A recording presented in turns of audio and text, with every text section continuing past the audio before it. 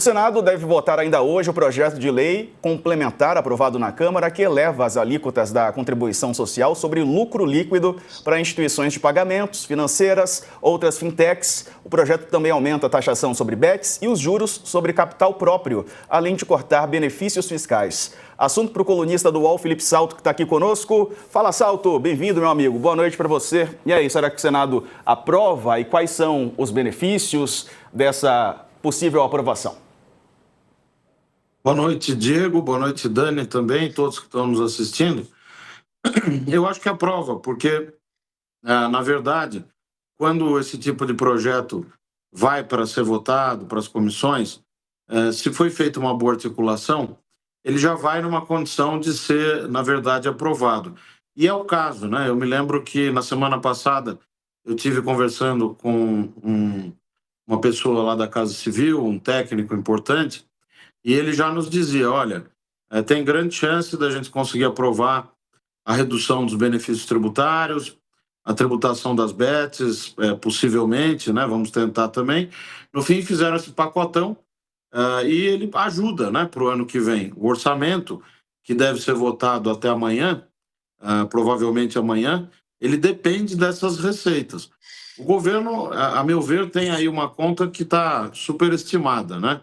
A nossa avaliação é que, em termos de receitas líquidas, aquilo que realmente sobra para a União, porque uma parte desses tributos tem que ser repassada para estados e municípios, deve ser aí um ganho de 10 bilhões de reais. Mas é bastante coisa, porque isso pode ajudar a cobrir uma parte, né, do buraco que existe no orçamento para 2026. Um ano em que também a atividade econômica vai estar mais fraca, como, aliás, já sinalizam aí os indicadores divulgados recentemente, como o PIB do terceiro trimestre e também o chamado IBCBR do Banco Central para outubro. Dani. Oi, professor, tudo bem? Muito bom falar com o senhor aqui novamente. Senhor não, né, gente? Com você. Vou tratar de colega. E professor também tô louca. É o Felipe Salto, desculpa, tô doida. Eu queria falar um pouquinho sobre essa superestimativa da Receita. A real é que, assim, sem esse projeto, o governo não consegue ter a folga que precisa, ou que quer, ou que está buscando em 2026, né? Pelo menos no papel.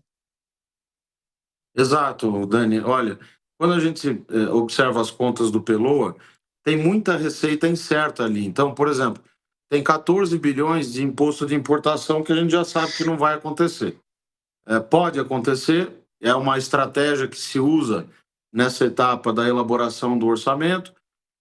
Tem receita de transação tributária, que são aqueles acordos entre o fisco e o contribuinte. Tem os projetos que estavam em tramitação, inclusive esse, né? Essa proposta do corte de benefício tributário. Então, é uma peça orçamentária que já estava, desde o nascedouro, lá no final de agosto, bastante inflada do ponto de vista da receita. O que o governo está tentando fazer? Aprovar pelo menos uma parte dessas arrecadações para poder chegar no ano que vem um pouco mais tranquilo. A má notícia que eu tenho é que, quando a gente faz aqui as estimativas, aqui na Warren, a gente chega a uma conclusão de que o buraco é um pouco maior, né? A nossa projeção é um déficit de mais de 90 bilhões de reais para o ano que vem.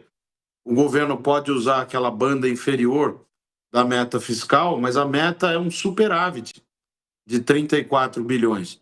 E mesmo descontando os precatórios que podem ser abatidos da meta, descontados, para essa finalidade legal de verificar a meta fiscal, né, a meta de resultado primário, mesmo assim, ainda faltariam, nas nossas contas, cerca de 50 bilhões de reais. Uma parte disso ele resolve fazendo aquele contingenciamento tradicional, de conter as despesas discricionárias e tal. Mas o problema é que a despesa discricionária, que envolve o custeio da máquina, as emendas parlamentares, uma parte da saúde, uma parte do investimento, educação também, elas já estão num nível muito baixo, historicamente baixo. De modo que esse recurso que está sendo agora aprovado, caso o Senado confirme, né, ele ameniza essa necessidade de cortes e ajuda o governo a tentar segurar essa meta fiscal em pleno ano eleitoral. Ô, Salto, e as bets? Porque há um lobby tão forte, né, para proteger essas empresas de apostas aqui no Brasil. Finalmente vai sair uma taxação maior para essas empresas, né? Olha, isso é muito positivo, né? Aliás, o projeto, o mérito do projeto, a meu ver, ele, em geral, né, é muito bom. Por quê? As bets, elas geram uma externalidade negativa em termos de vício e depois de prejuízos à vida das pessoas que acabam é, tendo muito problema, né, com esse tipo de jogo e tal. E isso precisa ser compensado de alguma forma. Elas têm que pagar o preço, né? Tem que pagar o imposto devido à altura desse malefício que produzem. Então, é o mínimo do mínimo que está se propondo. A parte do juro sobre capital próprio, que é uma espécie de benefício fiscal também sou favorável à majoração do imposto de renda retido na fonte. A equiparação das fintechs e outros temas que estão ali também são bem-vindos, a meu ver. Esse tema da tributação sempre mobiliza corações e mentes, né? E muitas vezes de uma maneira errada.